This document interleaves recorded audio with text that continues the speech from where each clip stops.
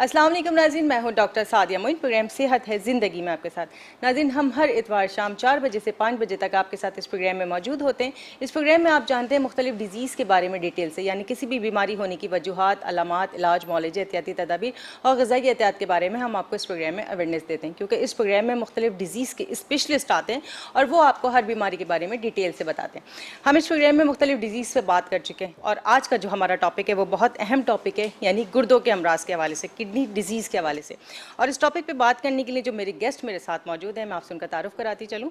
हमारे साथ मौजूद हैं डॉक्टर खुर्रम दानियाल, जो FCPS हैं, नेफ्रोलॉजिस्ट हैं, और इसके साथ साथ Karachi institute of kidney disease के डायरेक्टर हैं और 18 डिफरेंट डिजीज़ के यानी डायलिसिस सेंटर को हेड करते हैं। और इसके साथ साथ एक अहम बात बतानी चाहूँगी कि ये तमाम डायलिसिस सेंटर में फ्री ऑफ कॉस्ट पेशेंट्स का ट्रीटमेंट किया जाता है। अस्सलाम वालेकुम डॉक्टर साहब। वालेकुम अस्सलाम। क्या हाल है? खैरियत से? अल्लाह करम। नाज़रीन, किडनी हमारे जिस्म का एक ऐसा ऑर्गन है, परवरदिगार आलम ने जिस तरह हमारे जिस्म में बहुत सारे ऑर्गन बनाए, इसी तरह किडनीज़ का जो एक ऑर्गन है वो पेयर की शेप में मौजूद है और ये बीन की शक्ल के होते हैं। और इसके साथ साथ किडनीज़ की मुख्तलिफ फंक्शंस होते हैं और जिसमें अहम फंक्शन जो है वो हमारे ब्लड में मौजूद एक्स्ट्रा पानी की मकदार को और टॉक्सिस को यूरिन के थ्रू एक्सक्रीट आउट करता है, यानी हमारे जिस्म से निकालता है।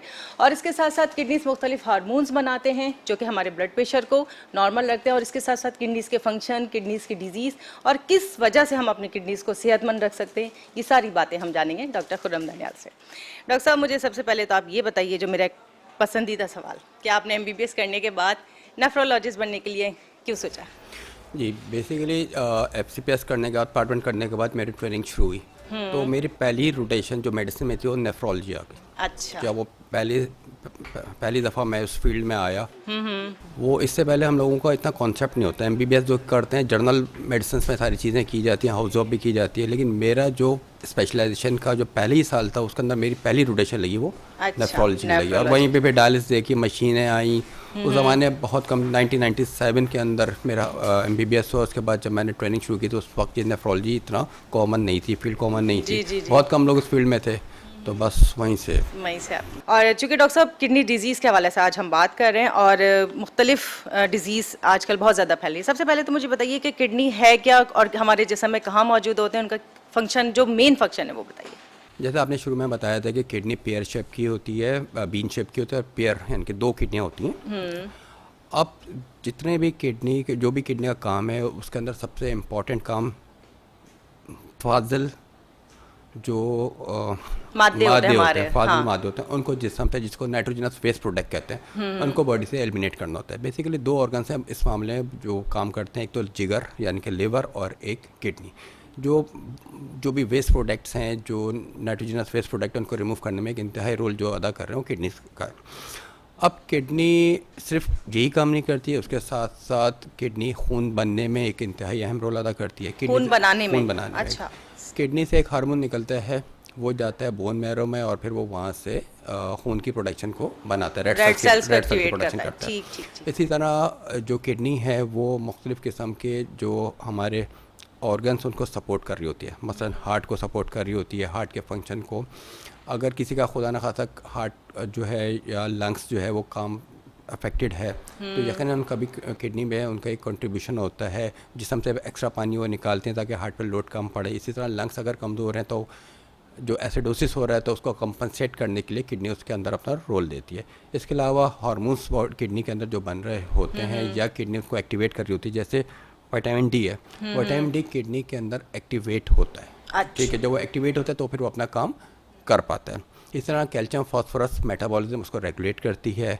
और सबसे अहम काम जो आप ये समझ लें कि जितने भी नाइट्रोजन, जो पहले मैं कह चुका हूँ कि जितना भी टॉक्सिन है उसको एलिमिनेट करती है, जिसमें एक बड़ा जो है मेडिसिन्स या टॉक्सिन जो हम किसी भी बॉडी सूरत में बॉडी में चले जाते हैं, उनको भी बॉडी से वो निकाल देता है। अच्छा डॉक्टर साहब, एक बात बताएं, जिस तरह आपने मेडिकेशंस की बात की कि अगर कोई मतलब मुख्तलिफ डिजीज़ के, जैसे आजकल पेशेंट्स हैं, कोई शुगर का है, ब्लड प्रेशर का या कार्डियक का, ये कंटिन्यू मेडिसिन्स लेते हैं, तो इनकी बॉडी से ये सारे टॉक्सिस निकालने के लिए उन्हें कितनी मिकदार में पानी लेना चाहिए दिन में? देखिए, ये हर चीज़ हर एक के लिए अलग होता है, कोई फिक्स चीज़ नहीं होती। अच्छा। अब जैसे कार्डिक पेशेंट अगर है, कार्डिक फेलियर के अंदर है, कार्डिक का फंक्शन कम है, लेट्स सपोज को इजेक्शन फ्रैक्शन 25 या 30% है, तो वो तो एक्स्ट्रा पानी नहीं पी सकता क्योंकि बॉडी में एक्यूमुलेट हो जाएगा। ठीक है, इसी तरह लिवर वाला पेशेंट है, अगर साइटिस डेवलप हो गया तो उसको भी बहुत ज़्यादा इनटेक नहीं दिया था, वाटर इनटेक नहीं आता। हाँ, किडनी का ये कि अगर आपके किसी के भी किडनी में स्टोन बन गया है तो उसको बॉडी से एलिमिनेट करने के लिए फिर आपके ये कि पानी का इंटेक बहुत ज़्यादा होना चाहिए।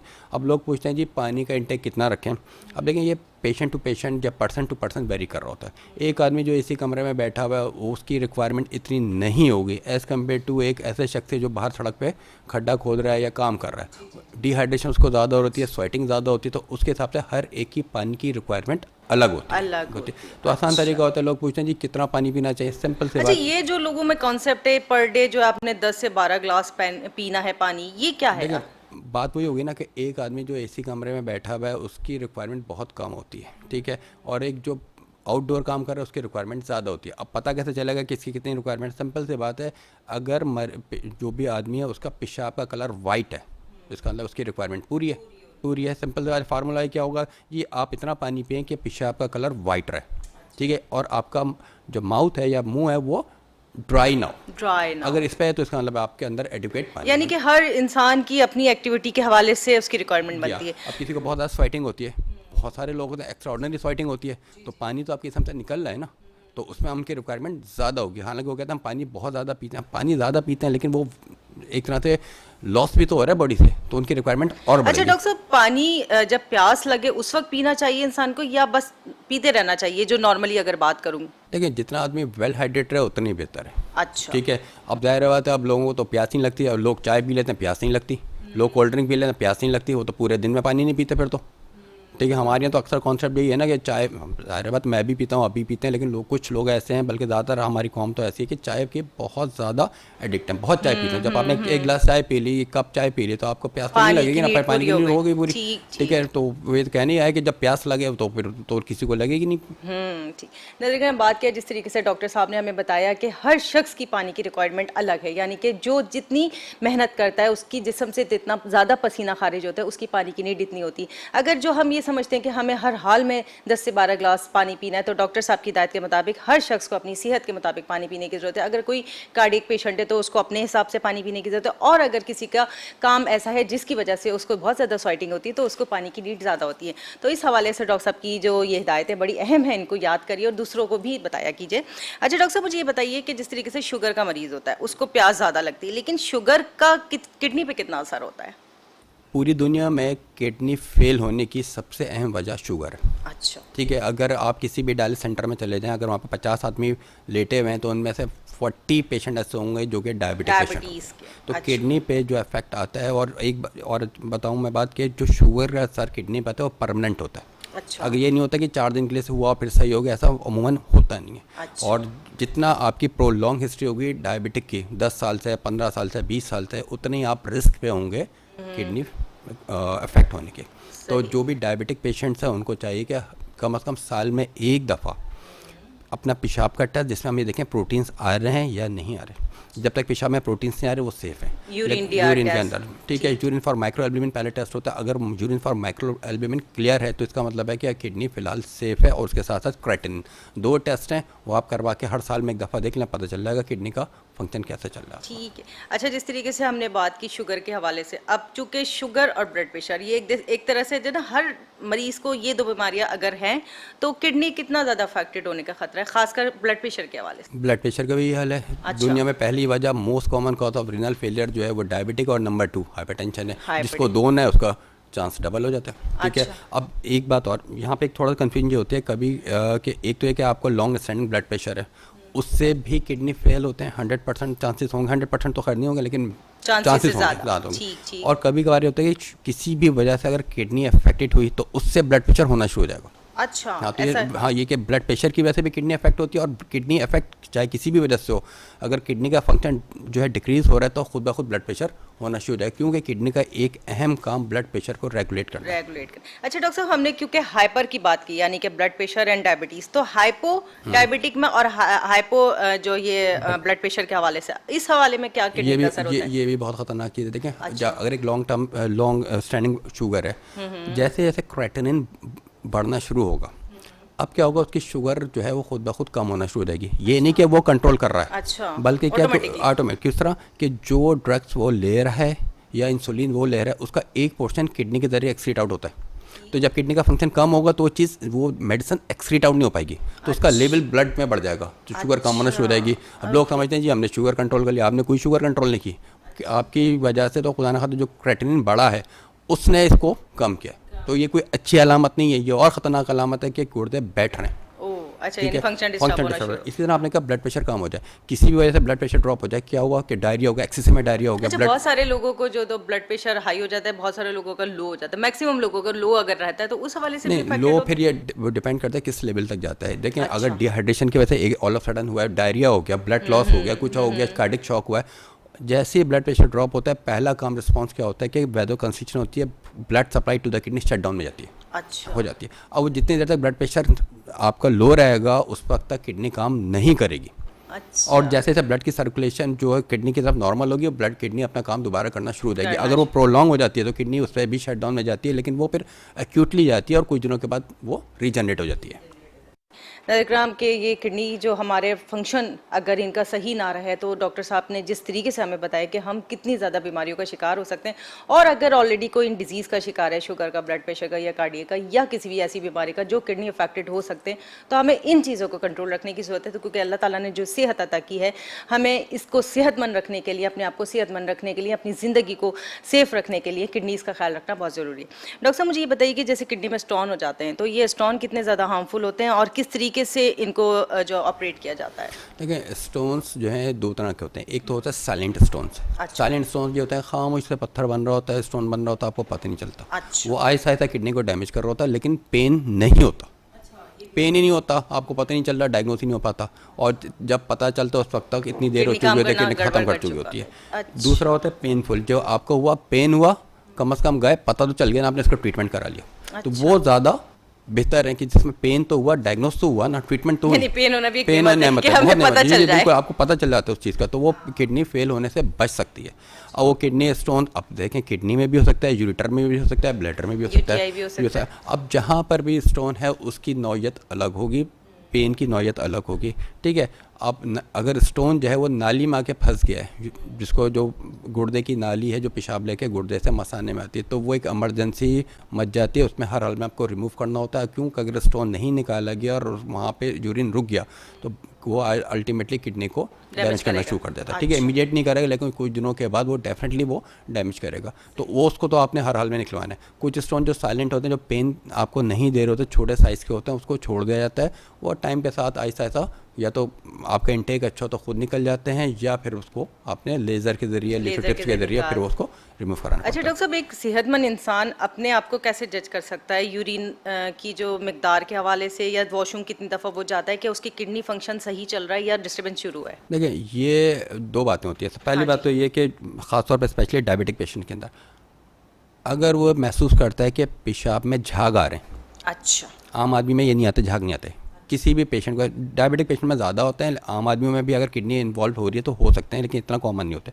अगर पेशाब में झाग आना शुरू हो जाए, ठीक है, तो आइए आप समझ लें कि गड़बड़ शुरू हो गई। अच्छा। ठीक है। और दूसरी बात यह है कि अगर वो सो के उठता और आँखों के गिर्द उसकी स्वेलिंग है, अच्छा, ठीक है, वो पाँव पे सूजन आना शुरू हो गई, ठीक है, या पेशाब की रंगत चेंज होना शुरू हो गई, अच्छा, ठीक है, वो खुद कह रहे हैं कि झाग आ रहे हैं या पेशाब में खून आना शुरू हो गया है, तो ये तो खुद ही बता सकता है पेशेंट, ठीक है, मरीज़ बता सकता है।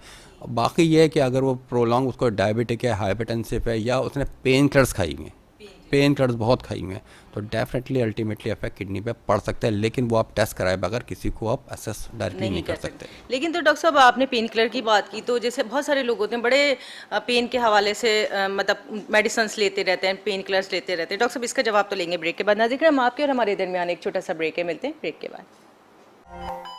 वेलकम बैक नाज़रीन, हम आपके साथ मौजूद है प्रोग्राम सेहत ज़िंदगी में, और आज हम गुर्दों के अमराज के बारे में डॉक्टर खुर्रम दानियाल से जान रहे हैं कि गुर्दे हमारे जिस्म का एक ऐसा ऑर्गन है, अगर इसमें ज़रा सी भी खराबी पैदा हो जाती है तो हमारी पूरी सेहत ख़राब होने का खतरा होता है।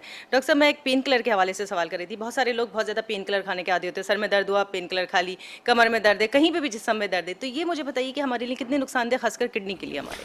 देखिए, बहुत सारे लोग नहीं, अक्सर लोग अब पाकिस्तान में अगर आप किसी भी शॉपिंग सेंटर में जाएं तो आप बाकायदा फार्मेसी खुल गई हैं वहाँ पे, और वो बड़े बड़े शॉपिंग जो सेंटर्स हैं वो डिस्काउंट रेट पे भी देते हैं। और जब बाहर निकल के सबके हाथों में बड़े पे जो बैग्स होंगे उनके अंदर ठीक ठाक पेन किलर्स मौजूद होती हैं। अच्छा। जी हाँ बिल्कुल। पेन किलर्स जो है वो पाकिस्तान में जो हमने जो देखा है वो 4th largest cause of renal failure. अच्छा। डायबिटीज़, हाइपरटेंशन, फिर स्टोन डिजीज़ और फिर पेन किलर्स। पेन किलर्स ख़वातीन बेइंतहा यूज़ करती हैं, ठीक है, मर्द हजरात भी यूज़ करते हैं, लेकिन शायद उनका रेशो कम है एज़ कम्पेयर टू ख़वातीन बहुत यूज़ करती हैं। और यकीन कीजिए कि जो जिस हिसाब से इस्तेमाल किए जा रही हैं ये पेन किलर्स, ये आगे चल के एक नया मसला खड़ा कर देंगे। अच्छा। क्योंकि बेइंतहा लोग जो हैं, जो यंग पेशेंट्स हैं, वो पेशेंट तो नहीं, यंग लोग हैं, वो पेन किलर्स इस्तेमाल कर रहे हैं अननेसेसरी। अच्छा। ठीक है। और पेन किलर देखें पूरी दुनिया में यूज़ होती हैं, लेकिन क्या होती है, पैरासीटामोल।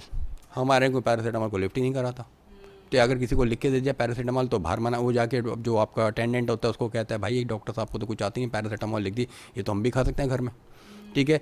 सबसे सेफ जो पैरासीटामोल है वो हम नहीं खाते, हम लोग बड़ी बड़ी दवाओं पे जाते हैं, चाहते हैं फ़ौरन इमीडिएटली रिलीफ मिल जाए। डॉक्टर ने जितना नया नाम लिखा होता है उतना अच्छा होता है। मार्केट में नई दवा आ गई, वो खाना उनको ज़रूरी है जी, कितना रिलीफ मिल रहा है। और यकीन कीजिए बहुत टॉक्सिक हैं ये, बहुत नुकसानदेह, ना सिर्फ किडनी के लिए बल्कि इनके साथ साथ पूरा स्टमक, अल्सर्स बन जाते हैं और बहुत सारे मसले होते हैं। पेन किलर जितना अवॉइड कर सकें आप। अच्छा डॉक्टर साहब, अब दर्द हो रहा है सर में, मिसाल के तौर पर बंदे को पेन किलर मतलब लेनी तो क्या हम करें इसके? पैरासीटामोल ले लें, मना थोड़ी क्या, दुनिया में बेहतरीन है, पैरासीटामोल सेफ है आपके लिए, पैरासीटामोल ले लें, बिल्कुल ले लें। कभी कभार लेने में कोई हर्ज नहीं है पेन किलर से, लेकिन ये रूटीन की दुनिया, सुबह दोपहर शाम 3-3 गोलियां फाँक रहे हैं आप उससे, तो अगर वो लेना ही है बहुत ज़रूरी तो किसी भी आप डॉक्टर से पूछना भाई इसमें लीस्ट टॉक्सिक कौन सी है जो किडनी पे कम से कम इफेक्ट करे, वो ले लें आप। वो लेते शुरू वो करते हैं जो बिल्कुल ही मतलब टॉप क्लास की होती है कि आपके दवा पेट में गई नहीं, आपका दर्द खत्म हो गया, तो ये तो। अच्छा डॉक्टर साहब, बहुत सारे लोगों को मैंने ऐसे देखा, उनकी डेली रूटीन में बन जाती, सारा दिन की थकावट उतारनी तो रात को सोते वक्त एक पेन किलर ली, सुबह फ्रेश उठेंगे। वो वही कह रहे हैं, हैबिचुअल हो गए ना, जब इतने हैबिचुअल हो गए आप क्या कर सकते हैं, लेकिन वो आहिस्ता, लेकिन कभी कभार लेने में कोई हर्ज नहीं। इनके रूटीन में तो मत लेना कि रोज़ाना में 3 पेन किलर्स खानी खाना है, पेन हो जाना आपने खानी है, ये गलत, बहुत ही गलत है। अच्छा डॉक्टर साहब, अगर सेहत बख्श ग़िज़ाओं के हवाले से बात करें जो हमारी किडनी के लिए सेहत के लिए ज़रूरी है, या फल वगैरह, तो क्या एडवाइस करेंगे आप? देखिए सिंपल सवाल है, जो आप रूटीन का खाना खाते हैं ना आप वही खाएं। 2-3 चीज़ों का ख्याल रखें। अगर आप डायबिटिक हैं तो डायबिटीज़ कंट्रोल में होना चाहिए, आपकी ब्लड प्रेशर है आपको ब्लड प्रेशर कंट्रोल में होना चाहिए। अब उसमें सबको पता है जी शुगर का क्या डाइट होती है, सबको पता होता है, हम लोग खाते ज़रूर हैं लेकिन हम यूटिलाइज़ नहीं करते। अच्छा। वॉक पाकिस्तान में मेरे नहीं ख्याल के कोई बहुत अच्छा इसका ट्रेंड है, वॉक कोई नहीं करता। कराची में तो खैर लोग निकलते हुए डरते हैं, रात को या दिन में वॉक करते हुए डरते हैं, पता नहीं वापस जाएंगे स्ट्रेच हो जाएगा। ठीक है, तो आप जो इनटेक आपका है उसको आप यूटिलाइज़ तो करें, हम लोग यूटिलाइज़ तो करते नहीं है। ठीक है। अच्छा, एक सेहतमंद शख्स के लिए कितने स्टेप्स पर डे वॉक के होने चाहिए? ये कहना थोड़ा सा मुश्किल है, मतलब इस हवाले से कि आधा घंटा 1 घंटा? देखें हम तो ये कहते हैं आप 5 मिनट तो चलें। अच्छा। चलना तो शुरू करें ना, आदत तो डालें। हाफ आवर का नाम सुनते ही लोग कहते हैं यार आधा घंटा, वो टाइम ही नहीं है हमारे पास, हम कहते हैं आप 10 मिनट्स वॉक कर लें। वो कहते हैं जी सुबह करें, दोपहर करें, शाम करें, आप किसी भी टाइम करें, चलें तो एक आपका उसमें उस रूटीन में तो आप आएँ। जब आप आएंगे तो खुद आपको अच्छा लगेगा। पहले 10 मिनट्स लोग मतलब ज़्यादातर तो ख़वातीन ऐसे उन बेचारों से तो 5 कदम नहीं चला जाता, उनसे हम कहते हैं आधा घंटा चलो, वो कहेंगे आधा घंटा चला ही नहीं जाएगा। दूसरी बात है कि हमारे यहाँ जो है ना एक बड़ा अच्छा कॉन्सेप्ट है जी, घर में वॉक करते हैं। वो घर में क्या वॉक करते हैं, एक कमरे से दूसरे कमरे तीसरे कमरे में। मैंने कहा अगर यही इसी रूटीन से अगर हम करते रहे तो फिर तो किसी को भी कहने की ज़रूरत ही नहीं है, क्योंकि सारे माशाल्लाह फिर तो स्मार्ट लोग होंगे यहाँ पे पूरे पाकिस्तान में। लेकिन ऐसा नहीं होता। आपने प्रॉपर ये दिन घर में काम करने के दौरान इतना ज़्यादा चल लेते हैं कि ज़रूरत ही नहीं होती। वही बात है ना कि जी एक कमरे से दूसरे कमरे में, दूसरे ये उनका है जी, हम बहुत काम करते हैं, बहुत चलते हैं, कितना एक कमरे से दूसरे कमरे में, ज़ाहिर बात है ये तो कोई जी जी जी नाज़रीन, जिस तरीके से डॉक्टर साहब ने बताया कि हमें अपनी नॉर्मल रूटीन की जो ग़िज़ाएँ उनको भी खाना चाहिए एहतियात के साथ, और फल फ्रूट सब्जियां सब मुनासिब मकदार में खानी चाहिए। लेकिन अगर कोई डिजीज़ आपको ऑलरेडी मौजूद है, शुगर है, ब्लड प्रेशर है या कोई भी है, उसको कंट्रोल रखने की ज़रूरत है ताकि जो हमारी सेहत है वो बरकरार रहे और हमारे किडनी सही तौर पर फंक्शन करते रहें।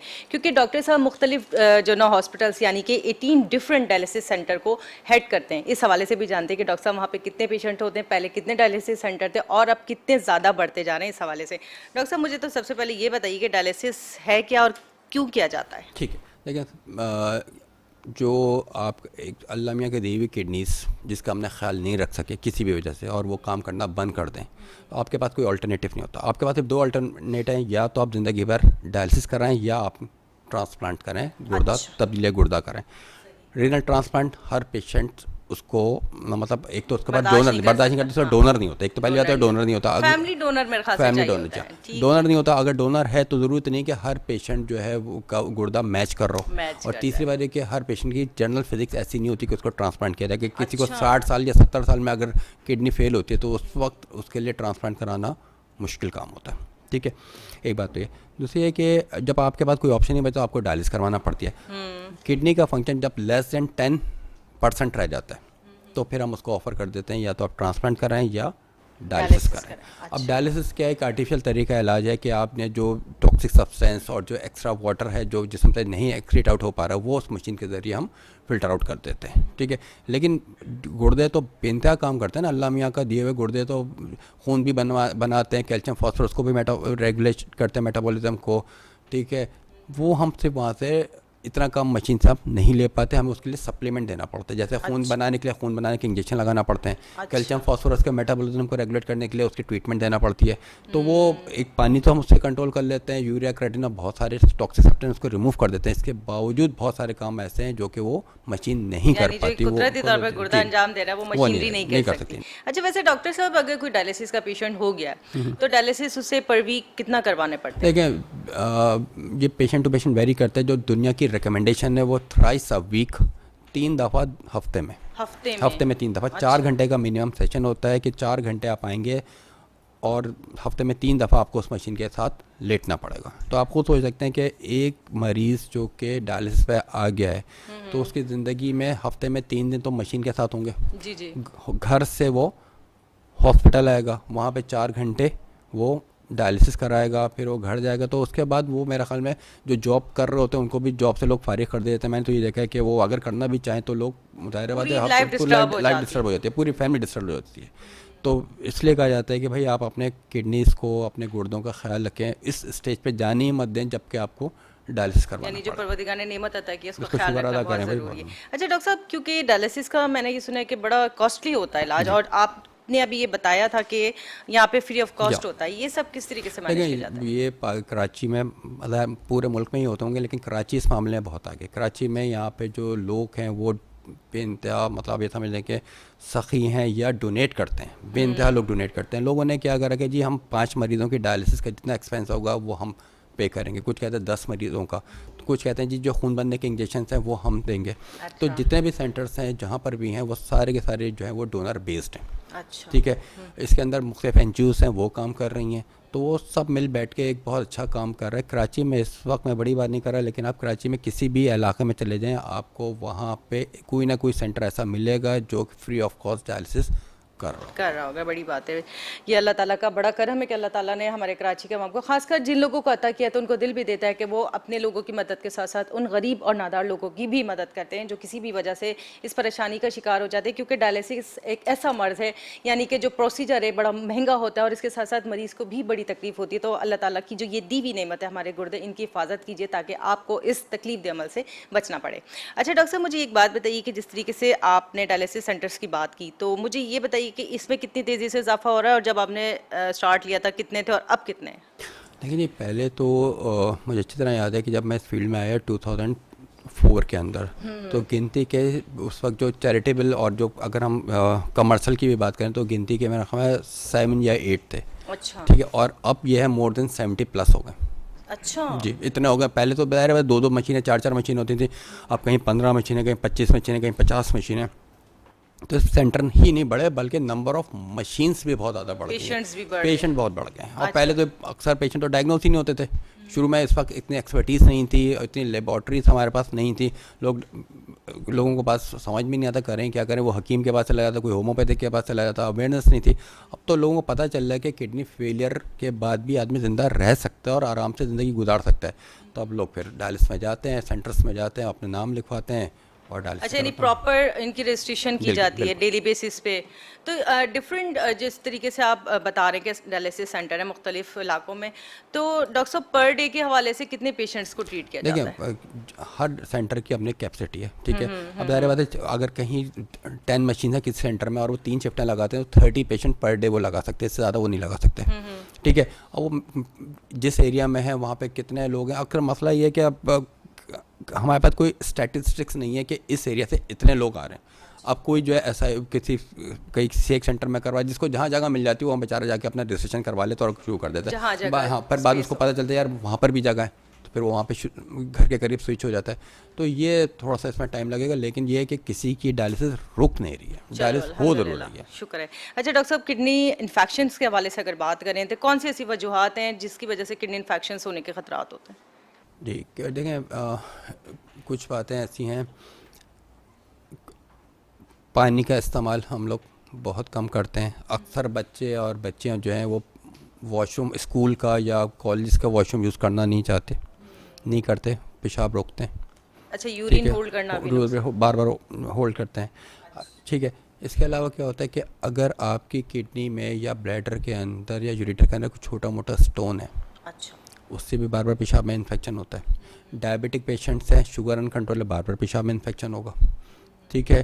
तो ये सारी चीज़ें होती हैं जो कि इन्फेक्शन को प्रोमोट करती हैं, ठीक है। अब करना क्या होता है, अब असल मसला ये होता है कि इन्फेक्शन तो हो गया, पूरी दुनिया में ये है कि हर औरत या मर्द को ज़िंदगी में 1 या 2 दफ़ा इन्फेक्शन हो सकता है, ये कोई अनयूजुअल बात नहीं है, अच्छा, ठीक है।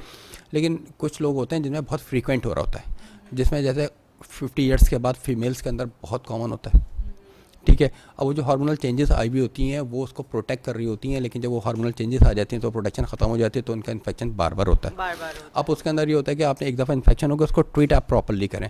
अगर किसी को 6 महीने में, मेल या फीमेल, मर्द या औरत को 6 महीने में 2 दफ़ा या 2 से ज़्यादा पेशाब में इन्फेक्शन हुआ है तो उसकी ट्रीटमेंट जो ड्यूरेशन होता है बढ़ जाती है। अच्छा। हमारे वो 4 दिन दवा खाली सही होगी, बंद कर दिया। हालांकि उस वक्त अगर मोर देन 2 टाइम्स 6 मंथ्स में अगर हो रहा है तो आपकी ड्यूरेशन जो है 21 डेज से 28 डेज, यानी 3 वीक्स टू 4 वीक्स एंटीबायोटिक पे जाते हैं।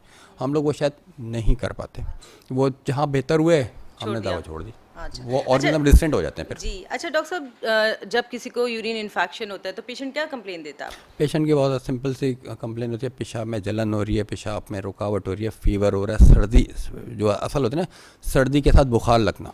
अच्छा। सर्दी के साथ बुखार उसको अमूमन आता है, पेशाब में जलन बहुत होती है, पेशाब बार बार आता है, ब्लैडर एम्प्टी नहीं हो रहा था, बार बार उसको पेशाब के लिए जाना पड़ रहा होता है, तो ये मेन कंप्लेंट्स उसकी होती हैं। ठीक है ठीक है नाज़रीन, जिस तरीके से डॉक्टर साहब ने हमें बताया कि हमें अपनी किडनीज़ की हिफाजत कैसे करनी है और अपनी खुद हमने जज करना है कि आया कि हमारा जो कुदरत का बनाया हुआ निज़ाम है वो सही है या नहीं, इस हवाले से हम सारी बातें डॉक्टर साहब से जान रहे हैं। और आपके और हमारे दरमियान एक छोटा सा ब्रेक है, मिलते हैं ब्रेक के बाद।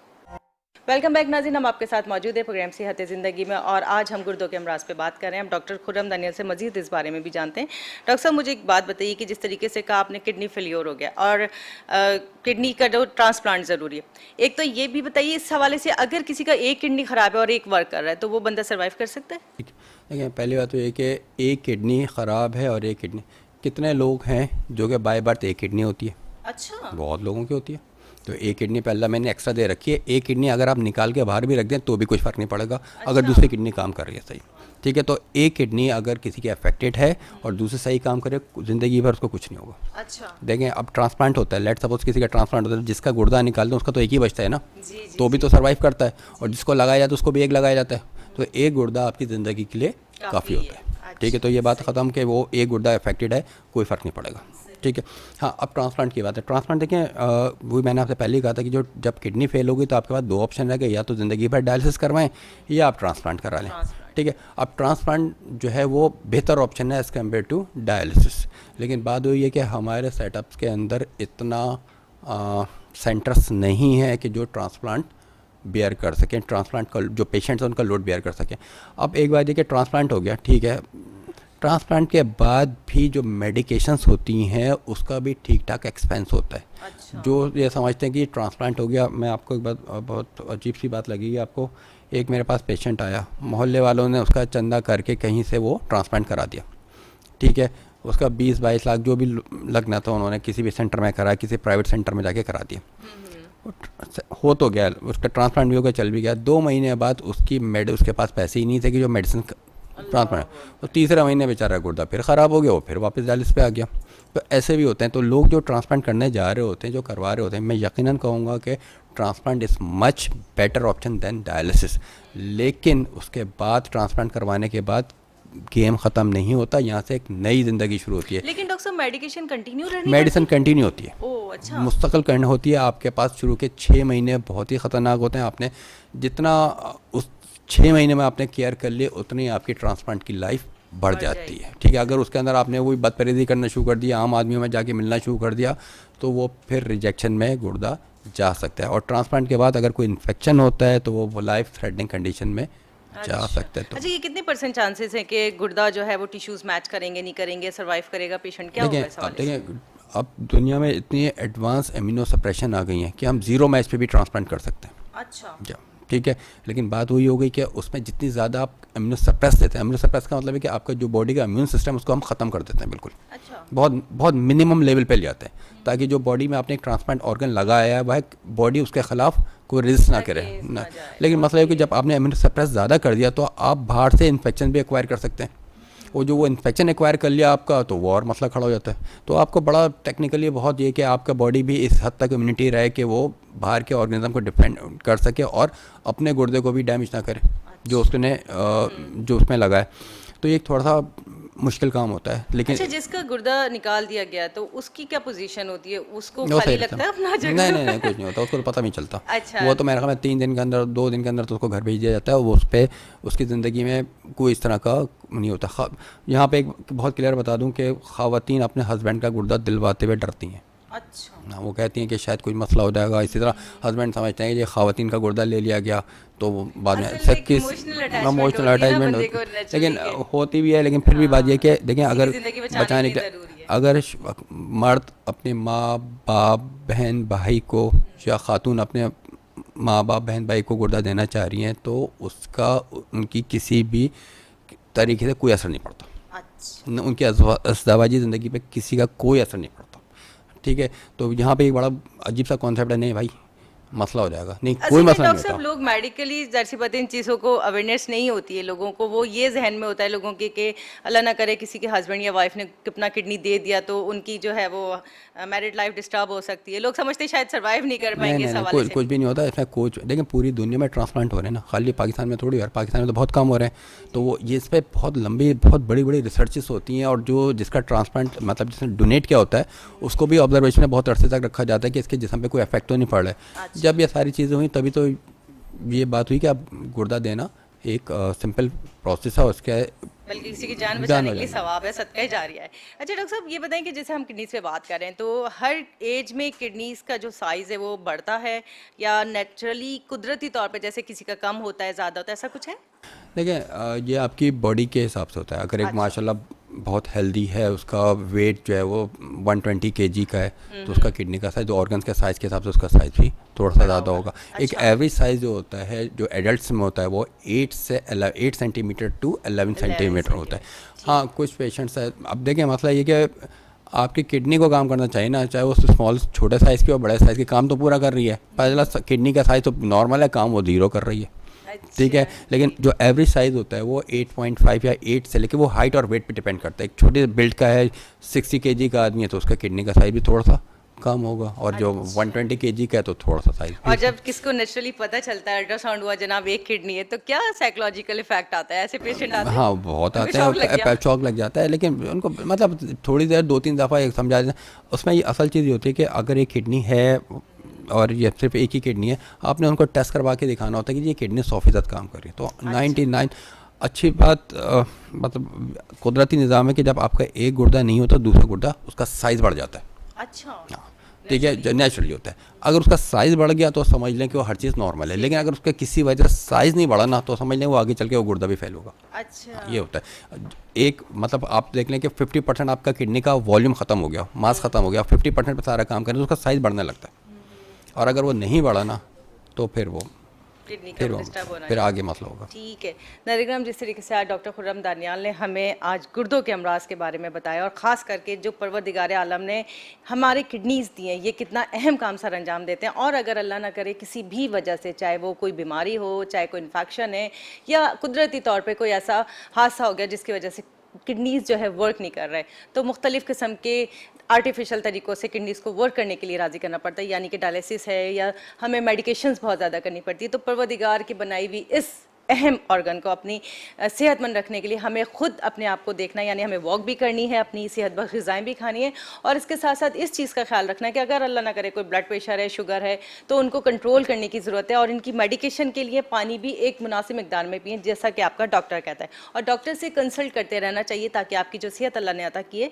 हमें इस बारे में भी अल्लाह ताला को जवाब देना है कि हमने अपनी सेहत का ख्याल क्यों नहीं करा। डॉक्टर साहब, आप मुझे ये बताएं कि अगर हम अपनी किडनीज़ को हेल्दी रखना चाहते हैं, जो नॉर्मल लोग हैं, तो वो अपना जैसे कि अल्ट्रासाउंड करवाएं या फिर पानी की मिकदार के हवाले से या अपनी आप को जज करें कि हमारी मतलब यूरिनेशन का टाइमिंग या कलर वलर, ताकि वो किडनी एक हेल्दी वे पे रहें। देखिए सिंपल से आता है कि चलें, बहुत सारे लोग असेस नहीं करते, कुछ कहते हैं जी हम कमोड यूज़ करते हैं, हमें पता नहीं चलता पेशाब का कलर कैसा है, बहुत सारी चीज़ें। आप सिंपल से बात है, साल में एक दफ़ा अपना पेशाब का टेस्ट करवा लें। यूरिन DR कितने का होता है? 250-300 रुपये का मैक्सिमम होता है।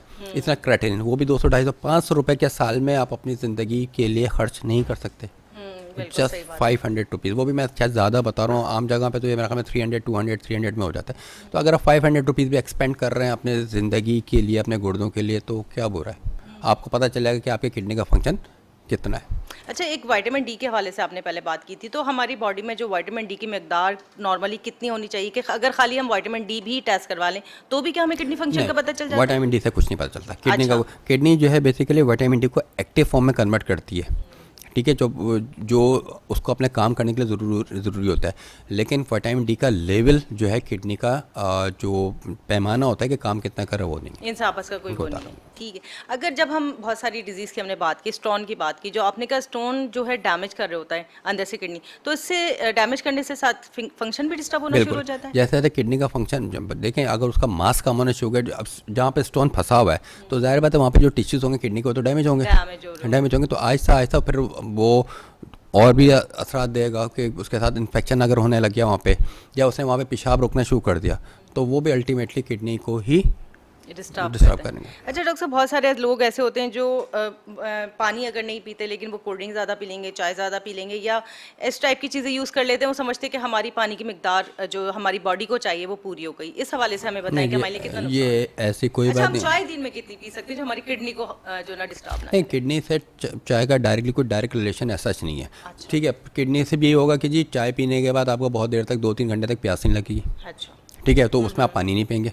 जब आप पानी नहीं पिएंगे, देखिए किडनी का ताल्लुक पानी से, उसको हर हाल में पानी चाहिए। ठीक है, फ़िल्टर आउट करने के जो भी चीज़ें होंगी, फ़िल्टर आउट करने के लिए उसको पानी चाहिए। चाय कॉफ़ी आप 1-2 दफ़ा 3 वो पी लें, लेकिन ठीक है आप चाय पिएं, लेकिन उसके साथ पानी भी पिएं। मना थोड़ी कर रहे हैं आपको। अगर आप 4 कप जो हैं वो आप चाय पी रही हैं, तो 6 गिलास आप पानी भी पिएं।